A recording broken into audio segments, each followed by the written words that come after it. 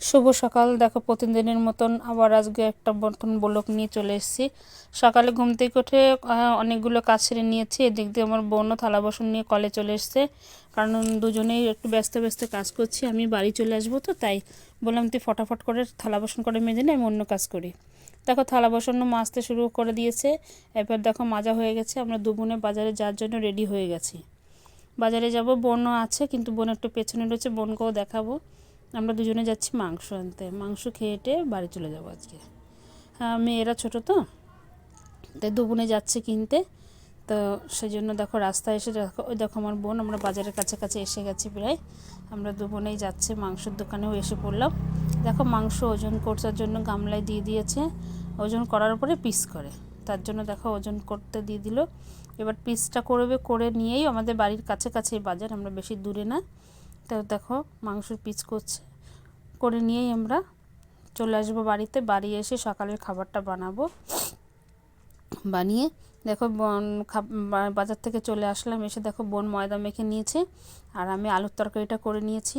এবার ওকে বলছি তুই পরোটাটা ভাজ আর আমি বেলে দিচ্ছি। তাই এখন দেখো আমি বেলছি, আর ওই দেখো তরকারির কড়াইতে নামিয়ে রেখেছি। এদিক দিয়ে আমার বড় মেয়ে আর আমার ভাইপোর জন্য খাবার রেডি করে রেখেছি, কারণ বেশি দেরি করলে হবে না। আমি ওদের ফ্রিজটা পরিষ্কার করব, আমার বৌদি নেই তো। এবার ভাইপো ছোট, দাদাও পারে না, মাও বয়স হয়ে গেছে, তাই ফ্রিজটা পরিষ্কার করবো বলে ফটাফট করে খেয়ে নিলাম। দেখো খেয়ে দেখো আমার বৌদির ঘরে চলে এসেছি ফ্রিজের কাছে। দেখো ফ্রিজে অনেক ফল টল পড়ে রয়েছে, অনেক সবজি ফবজি পড়ে রয়েছে, সেগুলো একটু পরিষ্কার করব, তো অনেক সময় লাগবে। তার ভিতরে বোনকে বললাম তাহলে তুই রান্নাটা করতে লাগ, আমি ফ্রিজের কাছে যাচ্ছি, ফ্রিজটা আমি পরিষ্কার করতে থাকি। দেখো সব খুলে বের করে নিয়েছি, নিয়ে দাঁড়িয়ে দাঁড়িয়ে আগে সব গুছিয়ে নিচ্ছি, মুছে নেব। সব মুছে জন্য দেখো একটা গামলায় জল নিয়ে আর এটা ন্যাকড়া নিয়ে দেখো, আর ওই পাশে একটা বক্স মতন আছে, সেটা খোলার চেষ্টা করছি। একটু সময় লেগেছে কিন্তু খুলেই ফেলেছি। এবার দেখো ওগুলো তো একটু সমস্যা হয়, তো তার জন্য আর বেশি করি না। আমাদের ফ্রিজও নেই, আমি ওই সব করতে পারি না, আমার ভাইপোকে দিয়েই সব খুলে নিয়েছি। ফ্রিজের ভিতরে অনেক ডিপ ফ্রিজের ভিতরে অনেক বরফ জমে রয়েছে, সেগুলো একটু কিছু দিয়ে কুড়িয়ে তুলতে হবে। তাই জন্য দেখো এদিকে ফ্রিজটা আমার মোছাও হয়ে গেছে পুরো। তো আমি এখন বাইরে চলে আসবো, যেগুলো বাইরে বসে ধোয়ার মতন সার্ফ টাপ দিয়ে ধোবো। তার জন্য দেখো আমি বাইরে চলে এসেছি, একটা টুল পেতে বসে গামলায় জল নিয়ে এবার এগুলো সার্ফ দিয়ে ঘষতে শুরু করলাম, কারণ এগুলো ঘষতে অনেক সময় লাগবে, কারণ অনেক দিন হয়ে গেছে তো পরিষ্কার করা হয় না, জমে গেছে অনেক নোংরা। মা তো পারে না, বয়স হয়ে গেছে, কি করবে বলো। এবার এইটা করব, করে পরে রেডি হব, স্নান করব। স্নান করে তারপর বোনকে বলেছি আমি ফ্রিজটা মুছবো, তুই ঘর মুছবি। এবার ও ফটাফট করে আমি এটা মুছে ঘরে ঢোকাবো, তারপরে ঘর মুছবে। আর এদিকে আমি স্নান করব। আমার বোনের ওদিকে রান্নাও প্রায় হয়ে গেছে।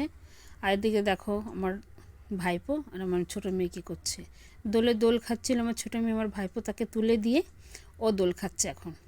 দেখো দোল খেয়ে চলে আসছে, এসে দেখো খেতেও বসে গেছে আমার ছোটো মেয়ে, আমার ভাইপো, আমার বড় মেয়ে। আমি স্নান করে চলে এসেছি, খেতে বসে গেছি। আমার বোন তো বাড়ি যাবে না, আমি বাড়ি চলে আসবো, তার জন্য আমিও ফটাফট করে খেয়ে নিচ্ছি, কারণ খেয়ে তারপরেই চলে যাব। দাদা আছে, দাদার সঙ্গে একবারেই চলে যাব। দেখো আমি তো রেডি হয়ে গেছি, দাদাও এসে গেছে, টোটোয় বসে গেছি বাড়ি যাওয়ার জন্য। রাস্তা দিয়ে দেখো রওনা দিয়ে দিয়েছি।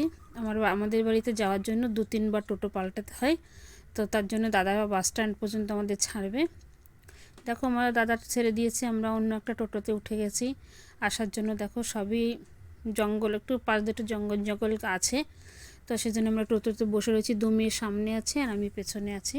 দেখো পাশ দিয়ে পুকুর, কলা গাছ সব দেখা যাচ্ছে। আমাদের সঙ্গে একটা লোকও বসে আছে, আপনার কী যেন জিনিস নিয়ে বসে রয়েছে। আর ছোটো মেয়েটা রেগে রয়েছে, ছোটো মেয়েটা বলেছে ছোটো মাসির সঙ্গে যাবে, তোকে যেতে দিনি, তাই ও রেগে রয়েছে আমার উপরে যে আমি ছোটো মাসির সঙ্গে যাব ছোটো বোনের বাড়িতে। তো আমি ছোটো বোনের বাড়ি পাঠাবো না, এখন পাঠালে আমার নিতে আসতে হবে, অসুবিধা হবে, তার জন্য পাঠাইনি। বাড়িতে অনেক কাজ, 2 দিন থেকে গেছি বাপের বাড়িতে গিয়ে অনেক কাজ আছে। আর তারপরে বাড়িতে সরকারি ঘর এসছে, আমাদের তো এমনি ঘর নেই ভালো, তাই সরকারি ঘর আসছে, তার জন্য অনেক কাজও পড়ে রয়েছে। তো এখন আর বেশি বাবার কোনো জায়গায় গেলে হবে না, তবুও দেখা যাক কী হয়। বোনের মেয়ের জন্মদিন হচ্ছে একদিন পরে, কি করতে হয় জানি না। তো আজকের ব্লগটা এখানে